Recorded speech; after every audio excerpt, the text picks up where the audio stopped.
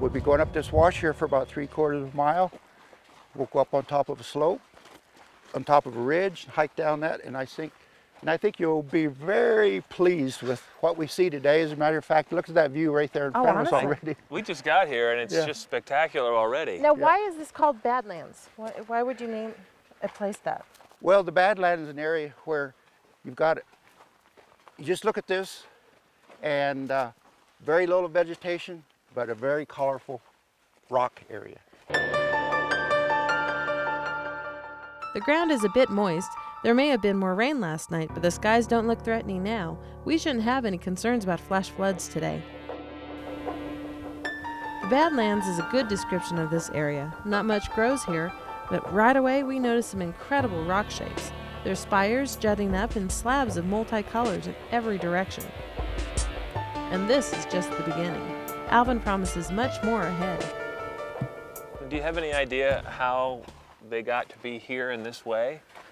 Well, what happened here, down in here in Esmeralda County, you had a series of basins, apparently, and you had the sediment fill into these basements. You get the shale and the clays and some of the sandstones, and later erosion, by water erosion, has exposed these beautiful areas. They wouldn't be near as pretty, of course, if they were covered up with water. So you get the variation of color because of the different materials that are all settled in? Right, different minerals in the rock. Here we're able to view different types of rock layered on top of each other, which illustrates the geology of this area and makes me wonder how many more layers are under our feet. It's fascinating to observe how different the erosion is from one type of rock to another. It's really hard to tell how much the landscape really changes because of the small amount of water that Nevada really gets. Like if we're to places like Kentucky or Georgia where it rains a lot, well, I think you'd see the landscape changing very fast. But here you can see why we get these some pillars stand up and other areas eroded away. I think, well, what happened is, you know, you've got harder rock, and that doesn't erode as fast. And you got softer rock like this. So this is clay right in here, and it erodes away much faster. So this is why it creates all these different fantastic forms we're seeing. I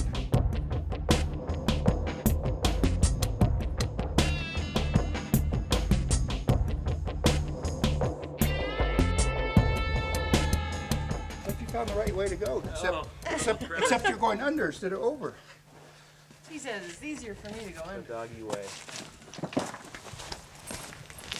Canyon obstacle course. All right. Horizontal climbing.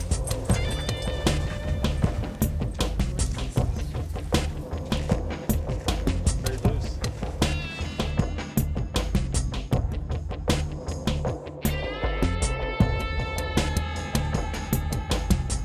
Boy, just everywhere you look, how great it is. Just gorgeous. Bird-like rock up there. Oh, I see that one. Kind of pointing up in that direction. And here, Look at these. columns and crinkly rock up above. I'm not sure what's going on here, but you can see it looks like there's two different periods of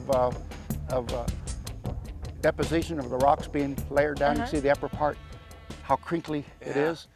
And then the lower part looks like a slightly different rock. And that weathered into columns and pillars. And it's like almost Gothic looking, yeah. So cool. After another scramble, the terrain changes noticeably. Everything seems to have smoothed out a bit. I'm following a trail that I did probably 9 years ago. And you can actually see you really can't see the outline of the footprints, but you can see the indentations where I walked up before. So we'll get up on top of the ridge here, and maybe I can find these flakes where the Indians made tools, and then we'll go down the ridge and circle around back down to our vehicle. Oh, great. You know, this is a real good example of how long it takes for nature to sort of replenish after people have been places, isn't it? For this landscape to heal, and this is just only from hiking. Now, Alvin, how did you find this place the first time you came? Oh, I've got practically all the large scale or small scale maps of Nevada. And I'm always looking for places to go hiking and where the contour lines are closer together, or they overlap, and it shows the drainage is very twisty. And I said, well, that's got to be my country to go go exploring. We find ourselves in yet another place that feels otherworldly in its unusual and austere beauty.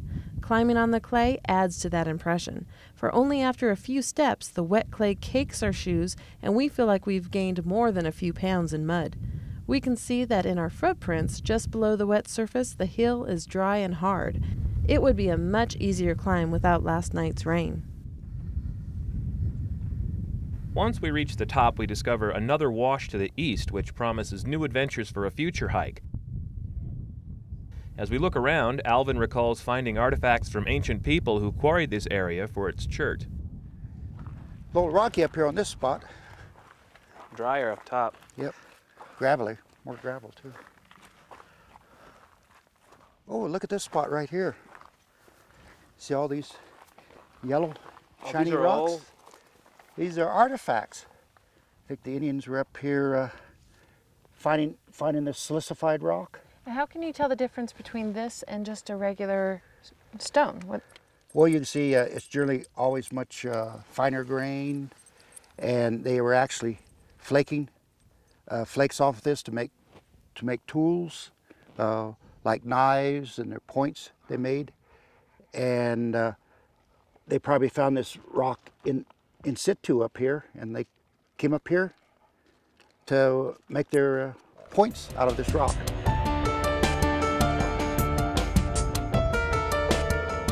From the top of the Badlands, we get a new perspective. After a brief stop to enjoy the view, we trek out along the slope, which is a bit challenging. The loose gravel and steep drop-off force us to keep alert and step carefully.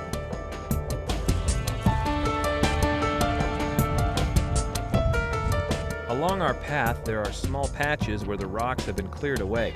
These are clearings where goats settle down to sleep. With a view like this and food nearby, it's easy to understand why.